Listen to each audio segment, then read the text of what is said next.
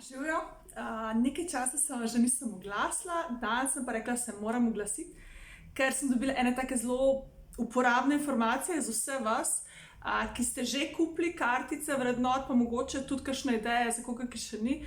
Torej, v eni organizaciji so izjemno lepo kombinirali kartice vrednot, ki so jih prerazdelili udeležencem in so za vstopnico na letni razgovor prinesli tiste vrednote oziroma tiste kartice, ki so ponazarjale tiste vrednote, ki so njim najbolj pomembne. Torej, so vsi od zaposlenih šli preko vseh 86 kartic vrednot in o tem razmišljali, kaj je za njih zares pomembno.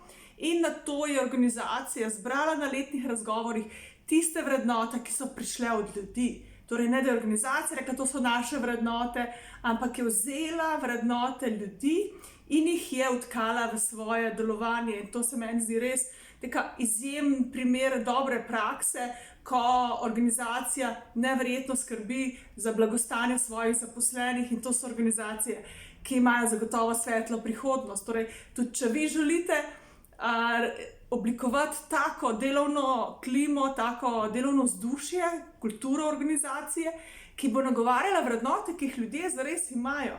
Vprašajte jih, kakšne so pa vaše vrednote. Toliko za danes. Čau, čau!